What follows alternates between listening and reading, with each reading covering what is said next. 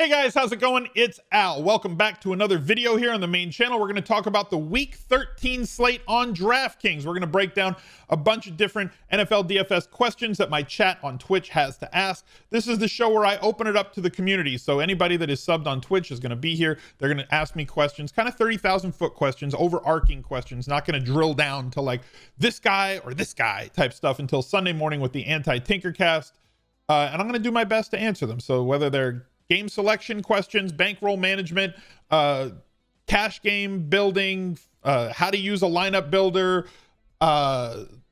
price ranges for just any sort of questions that I can answer for this slate that you guys have built up throughout the week. That's what we take this Friday show to try to do so that we can have a better idea when we're building lineups all throughout Friday afternoon, Saturday, and then Sunday morning right before lock the last 45 minutes. I will go live on Twitch and answer as many questions as I possibly can in that 45 minutes to try and help you guys make the best decisions that you can on this slate. So thank you guys for being here once again. Drop a like on the video, subscribe to the channel, ring the notifications bell, and if you really want to get involved, join the Discord. There's a link down below in the description. Just click show more. Jump in the Discord, and if you are a channel member here on YouTube, you click that join button, you join the channel, you get a nice little VIP badge by your name, you get some great emotes. You also get access once you jump in Discord of linking your Discord to your YouTube account. Your name will turn from white to red in Discord, and you will see a whole list of VIP subscriber only rooms, about 5,000 members now in our Discord, where you will always have people to talk about DFS with 24 hours a day, whether it's NFL, NBA, MLB, UFC, sports betting, whatever. There's other people that are like-minded who are trying to get better every day at this game and try and improve themselves, whether it's in cash games or tournaments. That's how you get better, is by surrounding yourselves with people who are like-minded and want to talk DFS. It can be a very isolating game. So we do what we can to try and build this community and have it be as positive as possible. And our Discord has become a great place over the last 4 years for you to try and improve. So let me bring in the chat. Let's talk to them. Hope notifications are off. No, they are on because I've changed all the sub sounds. So there's no longer really big, loud sub sounds except for certain things. And if chat gets out of hand, then I'll turn them off. But like generally speaking, they're just very simple sounds now. So I'm leaving them on. So based on my process of selecting QBs, how do the stacks that I like change my approach? We do a top stacks video every single Thursday where I kind of focus on, stacks, double stacks, and bringbacks, because that is how you win tournaments in daily fantasy. Whether, it was like that always, there's a high correlation between those things. Between those two positions, that is still true now. You just have to get a little bit more advanced with how you do it and using your secondary stacks or third stacks. Getting more correlation into your lineups is always great. I view quarterbacks very differently for cash games than I do for tournaments. So for cash games, I'm trying to stuff as much. And of course, UNDMB gets completely out of hand early, and it's going to force me to shut off the... Damn it. Fine. Sub noises are off. God damn it. You guys are awesome and also can be jerks. So thank you for being awesome jerks. Worth it. So for cash games, I'm trying to stuff as much points per dollar as I can, as high a floor as you can get in cash games, because like you don't need to score 230 points to be profitable in cash games. You would sweep your cash games if that was the case, but like you can sweep your cash games with like 180. So really you're more concerned with getting high floor players, high points per dollar players that have bankable sort of outcomes for their games, which is why we kind of look to pay down at quarterback. In tournaments, I'm looking at quarterbacks more like Taco Bell. We've mentioned this before. Taco Bell doesn't exist to sell you tacos and burritos and crunch wraps and whatever else. Taco Bell exists to sell you Pepsi products. That's why it's there. Okay? They give you all the hot sauce that they want. The tacos are like 99 cents. And it's like, here, a Pepsi is like $1.50 and it's no free refills. Want another Pepsi? After putting you want some more hot sauce? You need more Pepsi? Let's put some more hot sauce on. All right, hey, I need another Pepsi, sir. Here you go. Here's more Pepsi. Give me another $1.50. The Pepsi costs twice as much as the goddamn taco. That's how I think about quarterbacks in terms of tournaments. I use quarterbacks in tournaments to get me stacks of wide receivers and bring back players and differentiation in this group of correlated plays that I can get And the quarterback's just kind of along for the ride. Because if I get 3 touchdowns out of those wide receivers, right? If I get 3 touchdowns from the wide receivers, one of them hits the 100-yard bonus, we get 15 catches from the 2 of them, guess what? That quarterback probably had a good day too. He at least threw for 3 touchdowns. He might hit the 300-yard bonus, and all those plays are correlated together. So, like, the quarterback is the taco. I want the Pepsi product. I want the wide receivers because those are the guys that give you the best chance of winning a tournament. Quarterbacks have a very narrow band of scoring. Okay, quarterbacks, the highest scoring quarterback usually on a week is 30 to 35 points. Yes, there are some outliers that have scored 40. But you never see a quarterback with like 60 points. Like Matt Ryan, when he threw for like 5-6 touchdowns and had 500 yards a couple years ago, was like 51 points. It's rare. It's very rare. You can win a tournament with 30 points from a quarterback. And there might be 3 quarterbacks that get 30. You don't need the highest scoring quarterback. But if there is a player that goes off, like Derrick Henry did last week, a position player for like 50, 60 points, or like Tyreek Hill for 50, 60 points, you're going to need to have that guy. And the quarterback just kind of gets dragged along. So I view quarterbacks that way in terms of tournaments. Quarterbacks are used to get me exposure to very specific wide receiver groups and bring back groups. What should we be setting for variance number or mid-size GPUs? There's no right answer. Okay, so like people ask me, like, give me the magical settings for my lineup builder that I'm using, no matter which one you're using, right? There's 100, right? We profile 3 of them on this channel that I believe are solid companies that also give you a bit of a value add. It's not just the tool. They have good projections. They have good articles, good shows behind the paywall to help you out and get better. So like the companies that I've kind of partnered with to work with all have a good lineup builder. And I've said the lineup builder is more like a hammer. If I asked you what's the best hammer in the world, whatever, right? It's just give me one that can not hit my thumb and get the nail in the wall. It's more about you liking the one that you're using.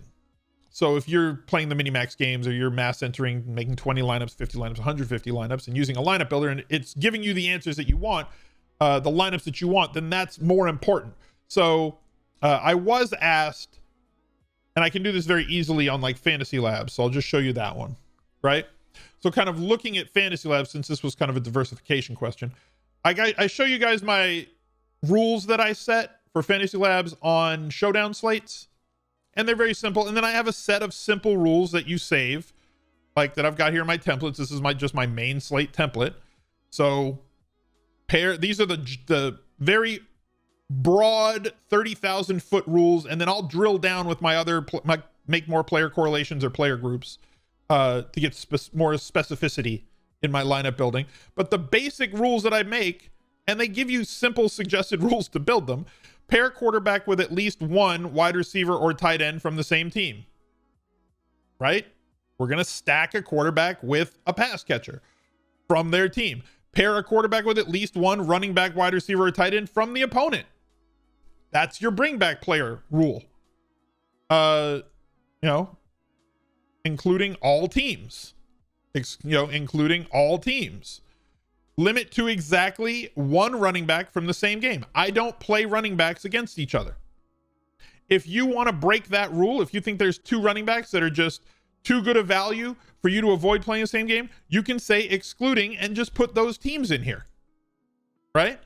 Pair a quarterback with exactly no running backs from the same team, and then I make specific rules because I believe that, like with Eckler back, the Chargers, he should get 7 to 10 targets. It's a good enough market share. If CMC was here, I'd include Carolina in this, exclude only them. So if I have Herbert stacks, I'll include Eckler in my Herbert stacks because they're highly correlated, because he's going to catch 7-8 balls more weeks than he's not. 6, 7, 8 balls.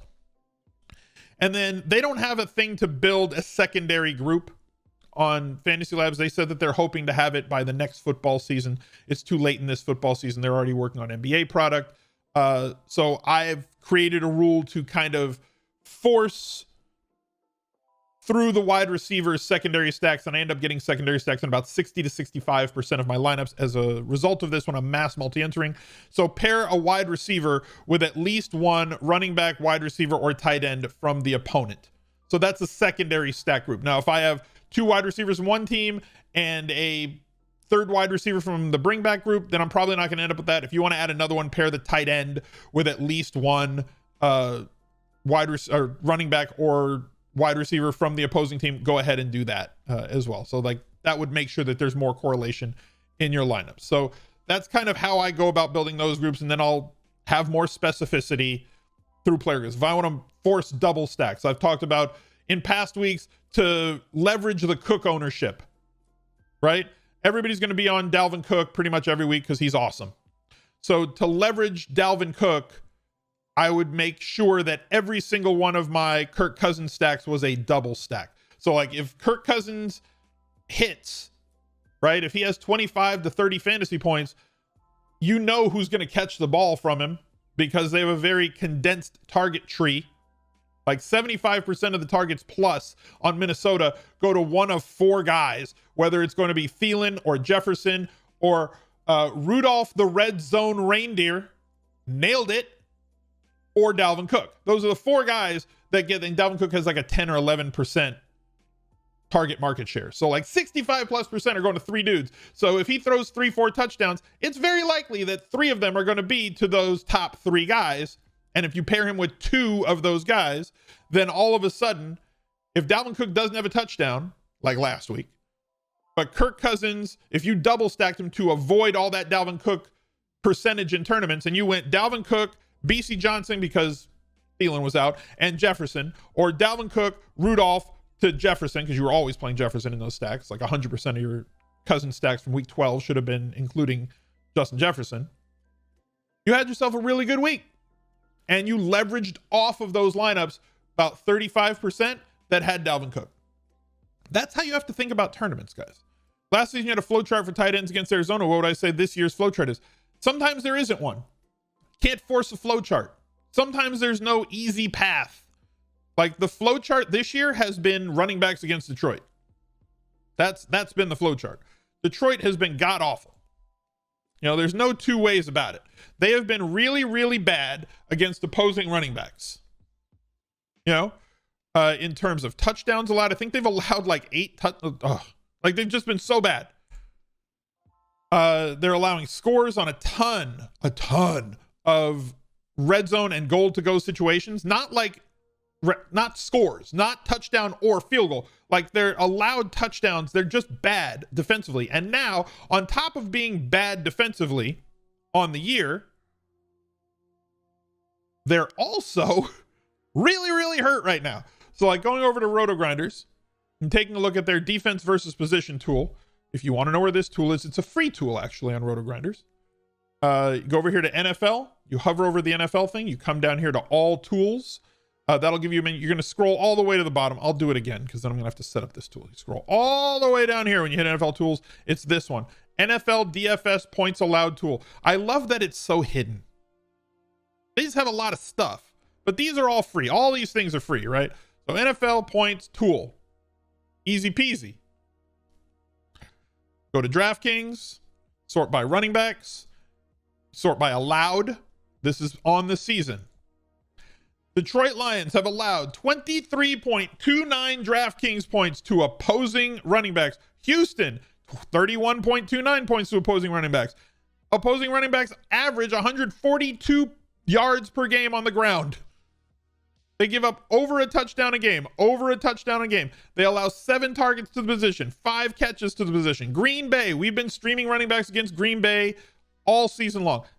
Raiders, all season long. Sort by rush yards against. Houston Texans allowing 142 rush yards against. Dallas Cowboys allowing 130 rush yards against. Very easy tool to try and spot DVP. Just understand that DVP can be pretty noisy, especially positions like tight end. Based on point spread and ownership, isn't Aaron Jones a great play? Yes, Aaron Jones, has a 30 to 40 point ceiling. And I think this is kind of a puke slate. I'm sorry, but it is. And it being a puke slate kind of makes me think that people are going to gravitate towards certain plays. And as they gravitate towards those certain plays, that's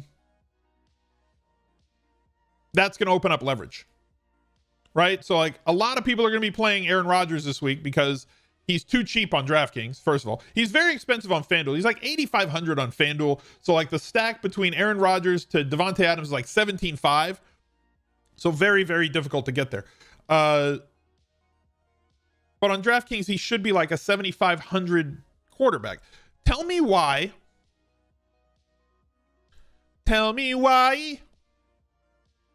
Deshaun Watson is 7,500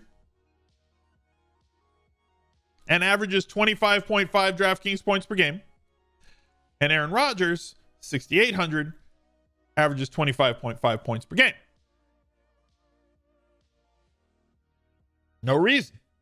They should probably be within 100 of one another, and he's 700 less. So Aaron Rodgers is on a Cyber Monday week discount of 10%.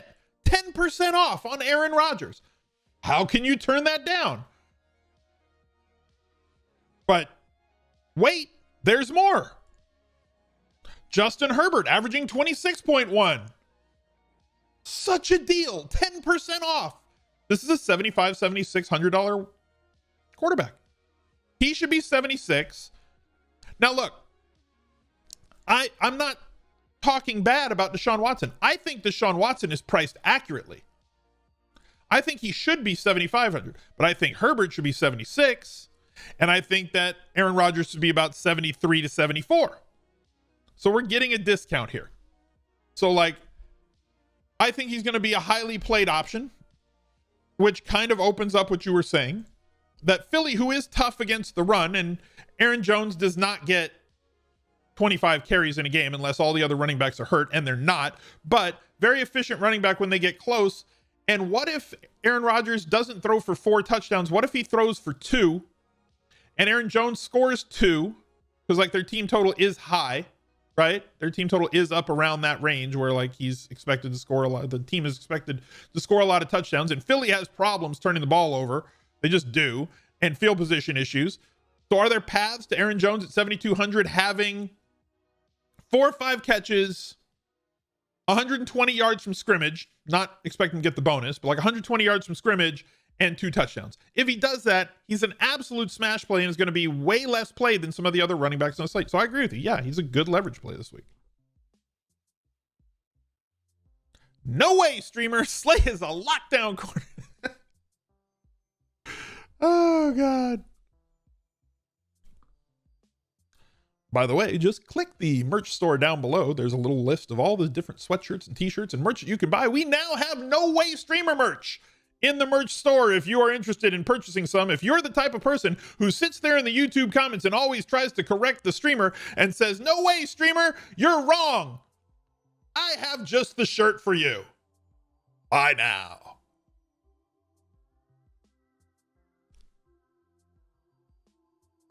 So hot and red. I love the red one. The red one's great. Is Cooks a Watson only lineup? No. Cooks is probably going to be the highest played player on the slate. He's got a really ridiculous floor, like all the Houston wide receivers. Can we talk about bringbacks for Packer stacks? I mean, just pick a guy on Philly, whether it's Sanders or Rieger or Fulgham or, you know, Goddard. If Ertz is out, he's expected to be back. Why do you always think of Shroud now when I see Rodgers? Because he looks like his dad. Well, actually, streamer, that's a whole other line of merch.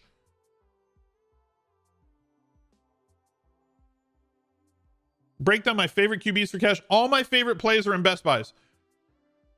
They're all there. Every one of them. And I will be updating Best Buys because I haven't had to do that this year or in previous years, but I really have to do it this year. Here's how you find it. Look, here's how you do it. Watch this. Here's a little trick. We're going to go to the Google machine. Okay, we're going to go to the Google machine. We're going to go to Best Buys Week 13. Bam. First thing. Wow, look at that. There's No Way Streamer merch. There it is. Right there. There's my article. ESPN Plus piece, but like, y'all have ESPN Plus. You do.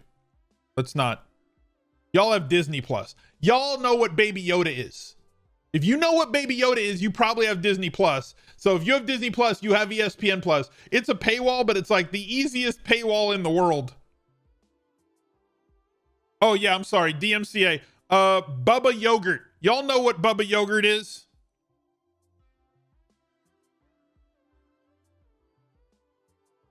Bubba Yogurt and Kermo. All them copyrighted frogs. If we think Miami defense smashes and are low played due to price, is it worth contrarian play? Yes, but I don't think they're going to be low played. I think people are definitely going to. Yeah, I haven't watched this week's Mango Grogian, so don't tell me. Yeah, we have to do what we can to avoid DMCA here on Twitch. So if you watch the Mango Grogian, please no spoilers in the replies. The Mango Floridian, yes.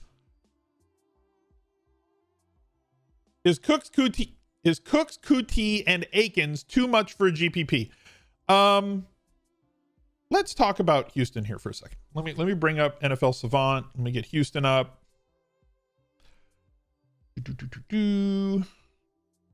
Texans. I talked about this on the other video. We can go over it again now because I think it's a relevant discussion and one that's very interesting for this weekend. So Will Fuller's out, and his 22.07% of the target market share there in Houston has gone with him. So you also have Randall Cobb, who is out. So that leaves what, 36% of the market share of targets that are completely up for grabs right now. Cobb is whatever. Okay. No offense to Randall Cobb, but Randall Cobb is not shifting defenses. Yeah. Stills and his 5% are also gone. They released him. So all this is gone. Will Fuller, though, was essentially, he's grown up now. He is a wide receiver one, doing wide receiver one things, stretching defenses, working the short and intermediate routes, getting a good amount of targets, and he vacates a lot of end zone and red zone targets for this team. And that kind of is a problem. We have Brandon Cooks getting a lot of red zone targets, but Will Fuller had by far the most end zone targets on this team, as well as the tight ends kind of chip in from time to time here, and they kind of split that. We also have, I believe, David Johnson should be back this week. They said he's back from his concussion and everything else.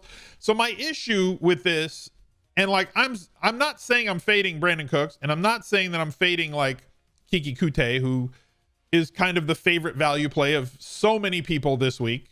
Because he is going to run way more snaps, going to run way more routes, and should theoretically see a good floor of targets for the price that he's at. Like 6 or 7 targets should be about the range that he is expected to get this weekend. Anybody that's telling you I think that Kiki Kute is going to have 30 points this weekend is probably out of their mind. Is that within the realm of possibility for him? Sure. But like, what percent of the realm? It's going to be way lower than the amount of people that are playing him, because I expect him to be like 20 to 30% played this weekend in tournaments. So looking at the wide receivers and the tight ends, obviously. Over here, Houston. So Will Fuller, 8 touchdowns on the year, some of them from deep, stretching defenses. We talked before I went live with this that it's much easier to defend a 25 by 50 yard box than it is a 50 by 50 yard box.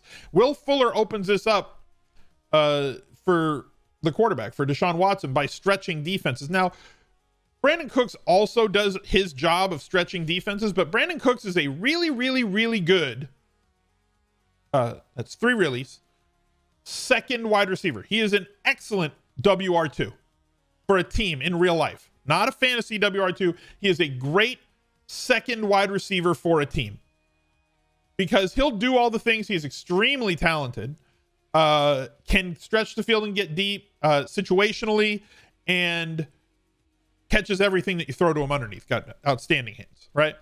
So we have big play, big splash ability with Brandon Cooks. Indy has also given up a lot of big splash plays this year, so very possible that we get some of that with Brandon Cooks. The problem is he's now going to be operating as the wide receiver 1 in this offense, and there is a little bit more fail possibility for Brandon Cooks when he is the wide receiver one, as opposed to when he's playing off of a real wide receiver one that Will Fuller had graduated into this season. So I do think that Cooks will get there on volume, meaning I don't think he's going to get 6 or 7 targets. I think he's going to get more like 8 or 9 and possibly 10 targets in this game. So Cooks is fine. Kiki Kute, they've been looking for reasons to not play this dude all season long, and now they kind of can't. They cut Stills, and then he got his way onto the field. And then Cobb got hurt, and he found more snaps. And he still only had 7 targets the last 2 weeks. And now Fuller's out. They have 2 other options on this team that could play outside. One is Isaiah Coulter, and what was he, a 5th round rookie? They also have a kid named Mitchell that they called up from the practice squad who just isn't available for us to roster on DraftKings. So let's assume he's another 3K option that we could play with. I don't think that Akins or Fells are going to be guys who are going to soak up 9, 10, 11 targets. We might see more 2 tight end from them, and the running backs may see a little bit more as well. Duke Johnson hasn't really seen a game where he's seen a lot of targets, whether as the lead guy or the secondary. And David Johnson, in the weeks that he played early in the season, wasn't getting any more than 4 targets in any game either. So it's tough to know where the targets are going to go on this team for a quarterback who we see pretty much throws it 30 to 40 times almost every week. That's a lot of targets up for grabs. 20% market share of 40 targets is 8. It's going to depend on how much they have to throw. Indy, if they get Buckner back for this weekend, which is what it looks like they may, it's going to be a tougher defense for Watson to handle. And now he's missing what I believe is his number 1 wide receiver. So I believe that these guys are and should be highly played this weekend. And I also think that they could be a little bit dangerous. They're better in terms of floor than realistic ceiling. So like if you want to fade Cooks or Kuti in tournaments, if you're playing them in cash, you should be playing them in cash. If you want to fade them in tournaments, go ahead. There's plenty of other routes that you can go in tournaments this week without having to just say, well, Cooks is such a good play. Yeah, he's a good play in terms of points per dollar. But like, and he could get a ceiling because he does have big splash ability. So like if he catches a 50-yard touchdown, he's already going to get to that ceiling if he gets those 8, 9 targets. But like, let's say he doesn't score a touchdown. What if Cooks doesn't score a touchdown, gets you 8 catches for 90 yards? That's 17 points on DraftKings, which more than satisfies his salary expectation, his point threshold that we want. But it ain't winning you tournaments. And he's going to be maybe 25 to 35% played, maybe a little bit higher. So I understand if you want to fade him and go a different route in tournaments. I get it. It makes sense.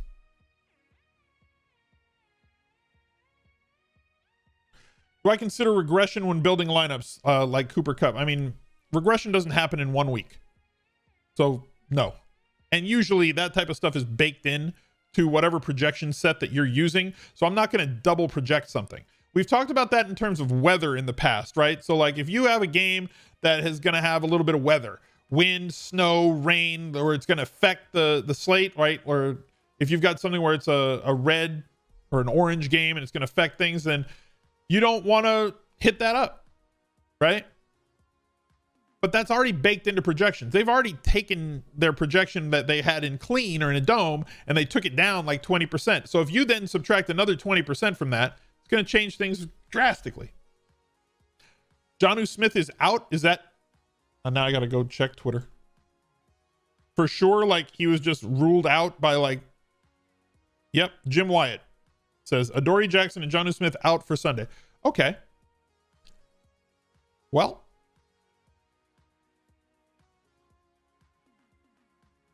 he's free. 2,500 is way too cheap if there is no Jonnu Smith in this lineup. Right? 2,200 or 2,500 is way too cheap.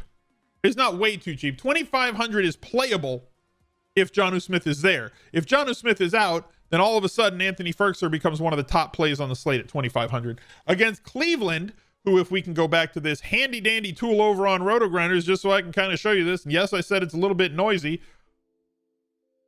but almost 6 catches, 8.18 targets, the second most fantasy points allowed to opposing tight ends this year. And we're double stacking.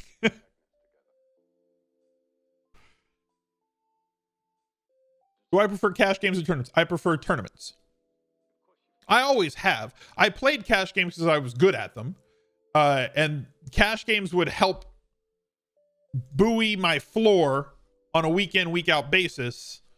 But like I have moved towards mostly tournament play. I moved to 100% tournament play in NBA 4 years ago, where I don't mess with NBA cash games anymore.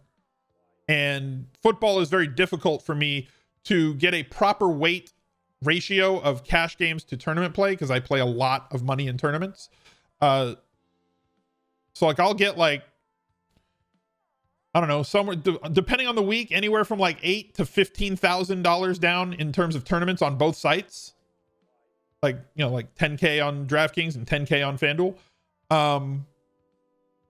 So for me to weight that properly, I'd have to get like another 40 or 50K in cash game action. And like, I don't want to do that. I used to do that. I don't feel like doing that anymore. So I've moved to tournament only, and I understand the swings, and I understand that it's going to result in more losing seasons overall because of the way that tournaments go, especially when you're like me and I'm just going after really large field tournaments, not focusing on like 100 or 200 man tournaments, which is a very viable way to profitability if you're a tournament only player. And it's something that I suggest that you guys try. But like I'm at the point of my DFS career without Barry Horowitzing and trying to break my arm, patting myself on the back, that like I don't feel that I need to prove anything anymore. And like, I just want to win $1 million again. So I'm just trying to like win $1 million. So I'm just firing at the Millie Maker on both sides every week. Is this a week you consider expanding your player pool? I don't know. I haven't built lineups yet. You guys know I don't start building lineups until after I record this show and get it uploaded to YouTube. So I kind of start looking at things Friday afternoon, then I don't do anything on Saturday, and I get to work on Saturday night and Sunday morning because I don't want to poison myself by saying, well, I'm married to this player on Tuesday and now I can't not play the player. And you kind of end up twisting yourself into a pretzel when you do that. So I avoid making lineups until really late in the week. Right? Because like as value opens up, as you just saw, like Ferkser was not somebody I was at all considering before. And now I think he's one of the better plays at tight end. Like just like that. Favorite sub 6K running backs. All right, we can talk about 6K running backs on DraftKings. So sub 6K. Murray against Atlanta. Like I know that people want to go to like, they just want to pound into Murray now because he had 19 carries last week and was winning tournaments because of 2 touchdowns. There's a lot of variance in Latavius at 5.9K, not just because Alvin Kamara is on the team, but also because there's a quarterback vulture. There's 2 quarterback vultures for each one of those options, whether it's Taysom Hill or Latavius Murray or Alvin Kamara. Who knows where the touchdowns are going to go? And I don't think he's going to get like 20 touches a game moving forward, but we'll see. Maybe they just completely change that offense. Duke Johnson, not going to be on him if David Johnson is back, and they expect him to. I think the Taylor's going to be underplayed based on him missing the last game plus the volume that he got the week before. There's danger here too, which is going to keep people off him, right? Like he could drop back down to like 12 touches. But at 5.7K, if you project him to be a 20 touch guy against Houston, who's been horrible against running backs, there's certainly upside here. Wayne Gallman's been nothing but spectacular from fantasy purposes since he got the job, with a touchdown in every single game since week 7, and goes underplayed a lot. He's still 5.6K. The price has not gone to where it kind of needs to be based on the volume that he's getting, and considering how fast DraftKings has been moving players when they start scoring a touchdown, like 1, let alone 2 weeks in a row, let alone 5-6 games in a row. He should probably be like a 6,400 running back. So I think he's still too cheap. Drake's been good, but not great. I understand it. I think that Montgomery's going to be the highest played running back on the week because of A, the matchup, B, they're at home and favored. Nobody wants to play Trubisky, even if he pops, because everything's, again, it's a puke slate, guys. It just is. Nobody's comfortable playing David Montgomery, but nobody's also comfortable playing Mitch Trubisky. So it just kind of is what it is. If David Johnson's back, I do like him, but I like him less if Buckner is there. I'll probably just avoid the situation at running back and just play the wide receivers there. Nyheim Hines, if you think that he's going to continue being the guy, you know, he's just very touchdown reliant, or he's reliant on a 3-headed monster at running back turning into a 2-headed monster for any sort of projectability or predictability. Right? So, like, if Taylor's out, we knew he was going to get a lot of usage, he was going to get more run, and he was going to get used in the passing game because his snaps were going to balloon from like 30% to like 50%. So all of a sudden he was going to play more snaps. He's on the field more. Anytime you're on the field more with Phillip Rivers, you're going to catch more passes. He's also scored a lot of touchdowns this year versus, you know, his talent level at short yardage running. I just don't trust the Colts coaches to make decisions that are predictable in terms of their running backs. We're waiting on Miami in terms of which running backs are in or out. Chat says Buckner is in, so I'm probably going to fade the Houston running back situation. That's pretty much it in that range. There's nothing else that I really think is great. Obviously, if Jacobs is out, Devontae Booker becomes another value play added to the slate. And the Jets make everyone better efficiency wise, right? So Booker, to me, on a team that wants to establish the run, go support our friends over at establishtherun.com if you would. There'll be a link right down below in the pinned comment. Just click it. They have a great NBA product that's going to be coming up. One that I think is going to be best in space. It is now out whether you want to purchase 1 month or if you want to purchase the whole season. It comes with a season-long package if you play season-long, or if you play on Underdog Fantasy, the Best Ball NBA Challenge. They have a great season-long package that is included if you buy the DFS package for the entire season from Establish the Run. EstablishTheRun.com for all your daily fantasy football and basketball needs. So Devontae Booker, very solid, but also priced at the same point as David Montgomery. So him being available, one of them is going to be way less than the other. I would assume that one is going to be 50% less than the other. So if you can't stomach rostering David Montgomery, I'm fine with David Montgomery, by the way. Just I've been pretty clear about the fact that I think he's got a solid floor based on the past game usage that we've seen since Tariq Cohen's been out. He has good enough usage in the passing game. At home, favored this week. So they should be playing from ahead. When they play from ahead, you don't want to have Trubisky throwing. They're going to want to get the ball to David Montgomery. Detroit, really bad at tackling yards after the first contact. David Montgomery, one of the best in the league in terms of yards after first contact. Great at breaking tackles. A very underrated skill that he brought from college. He was one of the best in college at breaking tackles and yards after the carry. He is also, that is carried over to the NFL for him. It's a skill set that he has. And maybe the best matchup in the league, one of the top 3 matchups in the league against running backs. So, as we went over earlier. So, I'm fine with David Montgomery in that range. If you think that Booker is going to be the pivot off of him against the Jets if Josh Jacobs is out, I get it, and I'm fine with it. Is it feasible to play Eckler and the New England defense? I think they dumped down to him, but what if New England defense? I mean, I think that I'm going to probably avoid playing a defense against a running back. There's a lot of negative correlation there. Defense against a quarterback is different. Defense against a running back, probably not the best way to go. What if advanced receiving stats do I use for lineups?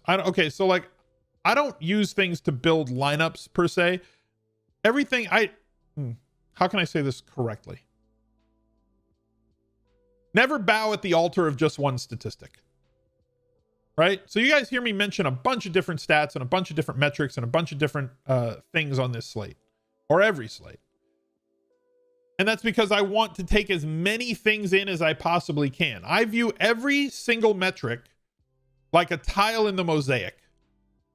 So if I just look at Whopper, weighted, opportunity, I'm not going to get the entire. If I just look at air yards, I'm not going to get the whole picture. If I just look at ADOT, I'm not going to get the whole picture.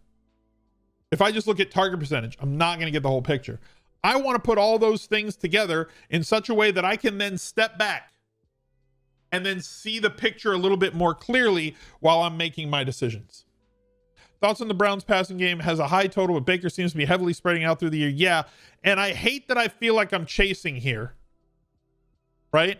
Against Tennessee, who has been a pass funnel. You know that Cleveland wants to run the ball. If you're running Tannehill stacks, right? Or if you're using secondary stacks in this game, right? I don't like the quarterbacks. I just want to use them as secondary stack, right? That's fine. Nick Chubb, very much like Derrick Henry. They're for fantasy purposes, right? No, Nick Chubb is not as big as Derrick Henry. They're different players.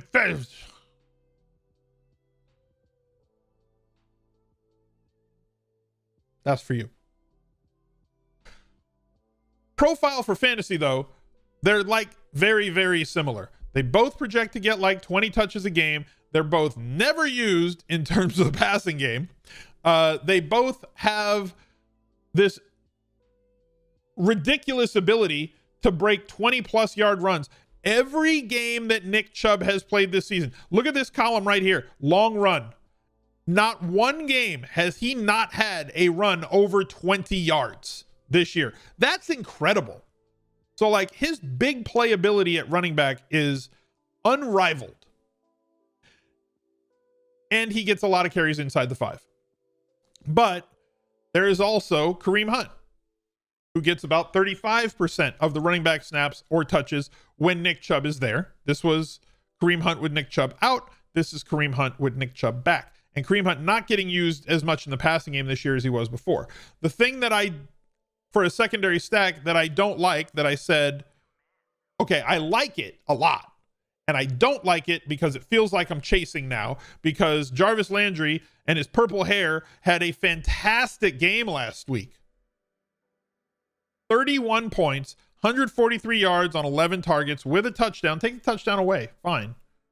You know, still had 25 and a half without the touchdown.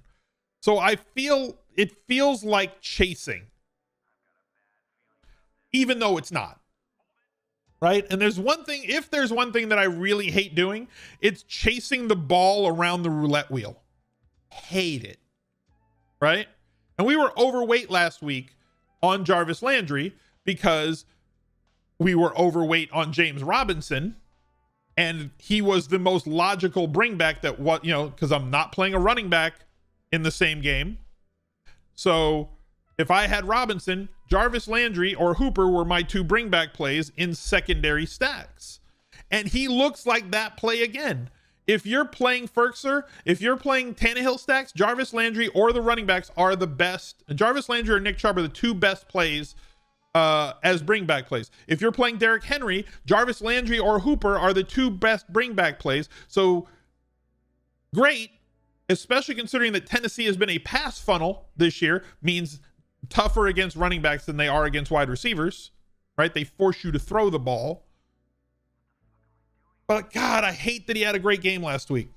Not because he can't have another very good game, but because we want to buy low, right? We want to buy the dip. So like, if people are leaving and his price is declining, right? He was 5,600, 5,900, right? Because like Odell got hurt. Then his price ballooned up to 59. They didn't do anything, 55. It went down to 52. The worse the player does, when you know that they're going to still have the underlying stuff, you know that they're still going to have, he's going to be the wide receiver 1. He's going to get the most target share on the team. He's going to get the majority of the end zone and red zone looks on the team, and always has a high catch rate. So Jarvis Landry, as the price goes down after bad weeks, and the percentage played goes down because nobody wants to jump on a guy like that, all of a sudden your opportunity rises, and that's where it was last week. Now his price has come up 1,000. 20% price hike to 6,200 on Jarvis Landry, coming off of a 30-plus point week, and I hated that when I was going through on Sunday when I put together my book, right? I've got my little notebook, and I write all the games, and I write notes about everything and how many points and team totals and spreads and stacks and everything else in this little book that I jot down. I saw that the Browns were playing Tennessee, and I kind of just took my pen, and I was like, I'm writing down, okay, Tennessee playing Cleveland, right? Well, I threw my pen down because Jarvis Landry had a big game that day. I was like, well, price is going to go up. Percentage is going to be higher this week than it would have been if he didn't have a big week the week before. So the game log is so vomit for Jarvis Landry. Yeah, they played 2 games in 40-mile-an-hour winds. Would I make an exception for Henry and Chubb in the same lineups? No. I wouldn't. That doesn't mean that it can't happen, that both of them have 100 yards rushing and at least a touchdown, but they're not game flow independent running backs.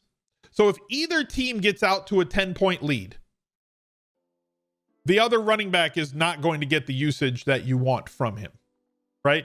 Because it's not like, think about it in terms of like Austin Eckler or Alvin Kamara when he has a real quarterback on his team, or James Robinson or any of those other running backs, right? When their teams are playing well and winning, they're probably having good games. When their teams are losing, they're throwing the ball more. CMC in that group as well when he's healthy. They're throwing the ball more. So now instead of getting rushing yards and more carries and inside the 5 carries, you're getting more targets. And every target that a running back gets is just like getting 2.7 carries. Landry better than DK? Yes, agree. So they're game flow independent running backs. Derrick Henry, if they get down 14 points, is not a game flow independent running back. Nick Chubb, if they get down 14 points, is not a game flow independent running back. So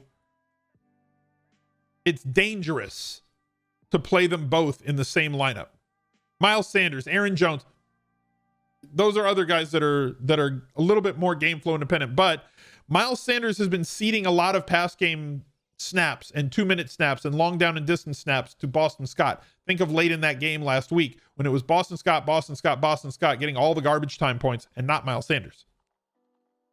That's a problem for me. Miles Sanders is not being used the same way that he was used the second half of last year when he was getting 7-8 targets a game. Would I say Kyler is a stay away this week due to the AC joint injury? I haven't read up on it yet, so I don't have that answer for you. You guys know that I'm very fine at all times saying I don't know. And right now, I don't know. So what we're going to have to do is we're going to have to lean on beat reporter impacts. We're going to have to lean on local news reports. We're going to have to lean on all that stuff. Maybe I'll ask Stefania. So, what do you think about AC joint injury? How long is that a thing? Is it something that only gets healed with rest or surgery?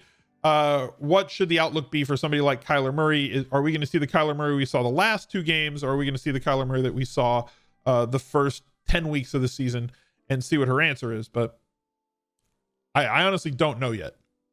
But my issue with Kyler is that he's an okay thrower, right? He's not Aaron Rodgers. He's not Drew Brees. He's not Patrick Mahomes. He's not. Look at his numbers every game. He's not, right? The value in Kyler Murray is the floor that his rushing yards give you and the upside that his rushing touchdown gives you. 10 points, 6.1, 6.7, 7.4, 7.8, 2.9, and you add 6 points for a touchdown on the ground on top of that for upside. This game, he got you 16 points just on the ground. So his passing, this was one of his better games passing on the year. 3 touchdowns, no interceptions, 283 yards. He got you 16.6 on the ground. That was like a 25-point day.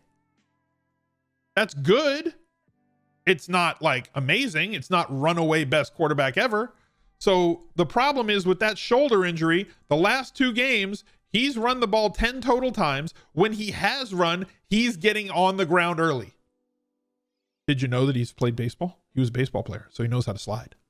He was sliding. He was utilizing that baseball skill of sliding early. So like his rushing totals, because they're not running as many designed runs with him, he's not scrambling as much. And when he does get out, he's getting down. He's a normal fantasy quarterback if he's not running, guys. He just is. Same with Lamar Jackson. If Lamar Jackson is not running, he's just normal quarterback. So if he's not going to run because of that AC joint, because of that shoulder injury, and they're going to try and save him from getting hits, 7,600 is way too high. Way too high. Without rushing, without the threat of running, Kyler Murray is like a $6,500 quarterback. Without rushing, he's Kirk Cousins for fantasy purposes. Sorry, not sorry. Here it comes. Did you know Mo Alley Cox played basketball? No, tell me more about it. Did you know that Julian Edelman played quarterback in college? Wow. Wow.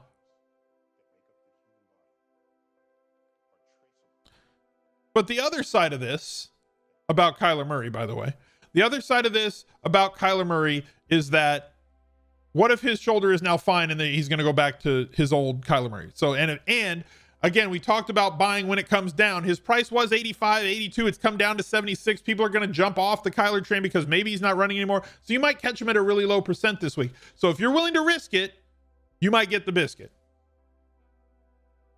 Jimmy Graham played basketball. Sure did. Wow. I love that analysis, by the way. It's like one of my favorite things. Antonio Gates played college basketball. Did you know that Tony Gonzalez played college basketball too? One of the greatest tight ends in the history of football. And he dunks the ball when he was playing. He would dunk the ball every time he'd score a touchdown over the goalpost, calling back to his basketball roots. Wow.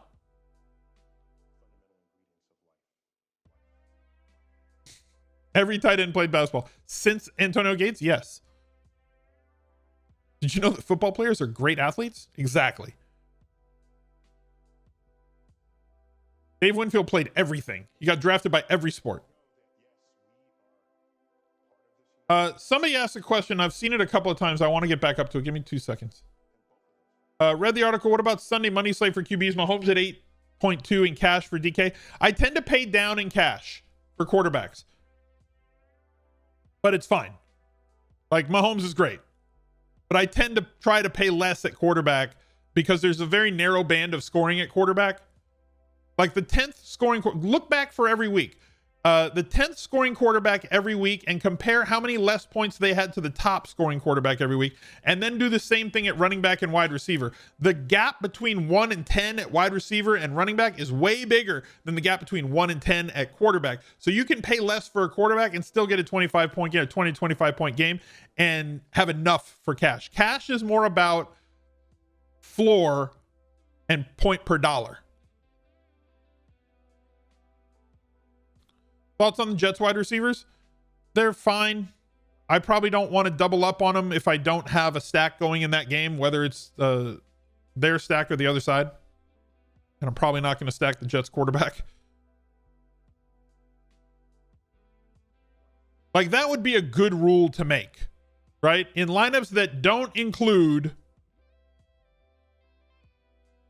David Carr. If you're playing Carr stacks, right? In lineups that don't include David Carr, then don't play more, or just make an overarching rule. In any lineup, don't allow more than one of use every Jets player, you know, in that group.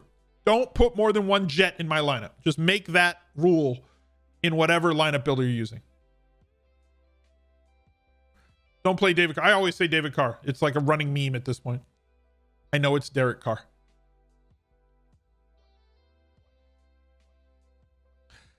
It's like when I say San Diego Chargers too.